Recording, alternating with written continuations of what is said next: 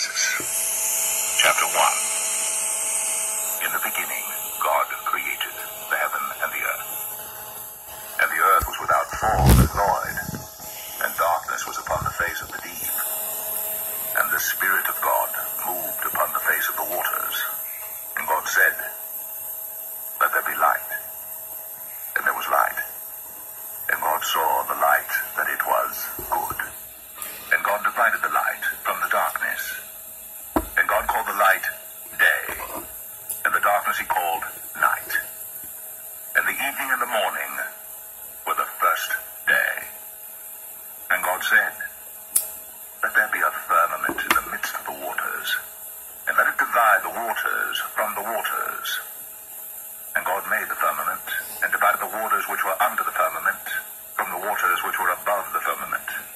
And it was so. And God called the firmament heaven.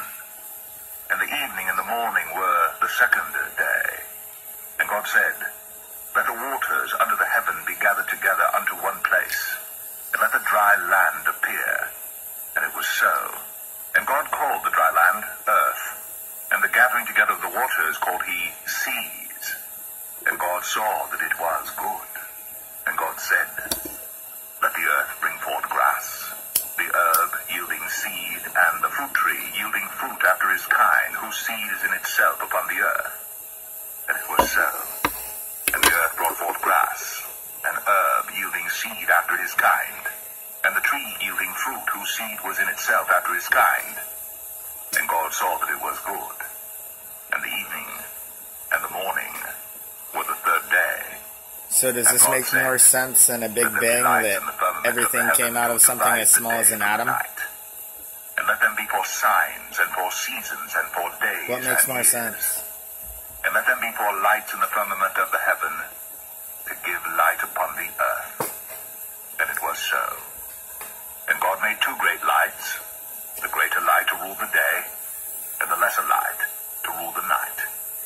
He made the stars also. And God set them in the firmament of the heaven to give light upon the earth, and to rule over the day and over the night, and to divide the light from the darkness. And God saw that it was good. And the evening and the morning were the fourth day.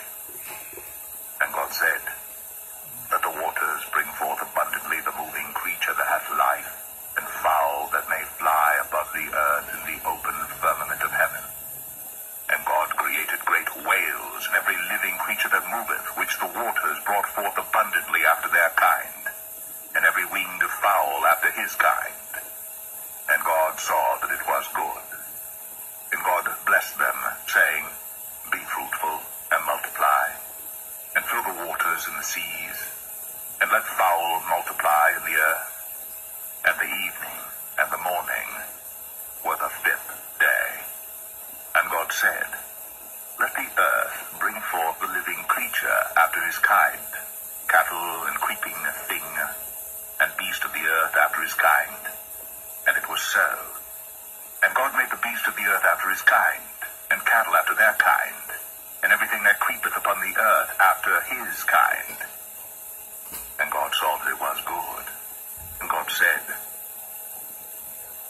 "Let us make man in our image, after our likeness, and let them have dominion over the fish of the sea, and over the fowl of the air, and over the cattle, and over all the earth, and over every creeping thing that creepeth upon the earth."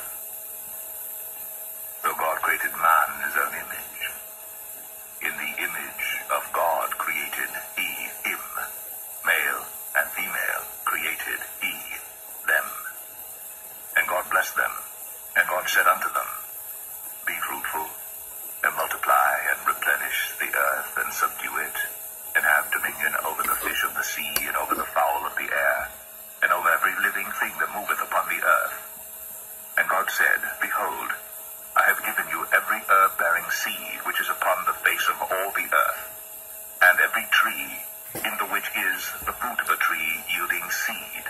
To you it shall be for meat, and to every beast of the earth, and to every We've been fowl given of the everything. air, and to everything that creepeth upon the earth. If we wherein do there not is life, use it, I have given every green herb for meat."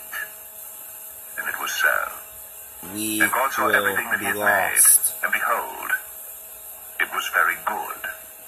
And the evening and the morning were the sixth day. Thus the heavens and the earth were finished, and It's all the all host in of front them. of your eyes, people. And on the seventh day God ended his work which he had made. And he rested on the seventh day from all his work which he had made. And God blessed the seventh day, and sanctified it, because that in it he had rested from all his work which God created and made. These are the generations of the heavens and of the earth when they were created, in the day that the Lord God made the earth and the heavens. Open your eyes, people. This is in front of you. This is where we live.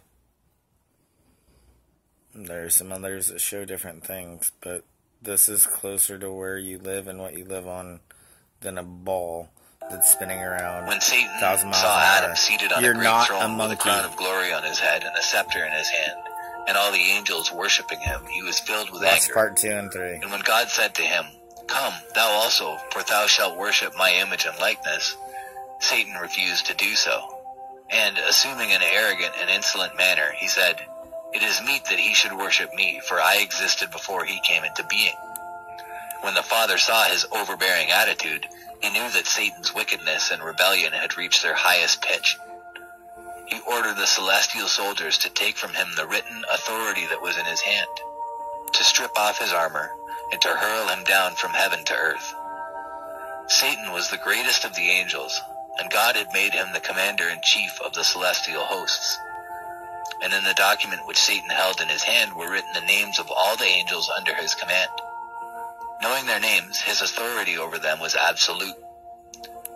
When God saw that the angels hesitated to take the document from him, he commanded them to bring a sharp reaping knife and to stab him on this side and that, right through his body to the backbone and shoulder blades. And Satan could no longer stand upright. And a cherub smote him and broke his wings and his ribs, and having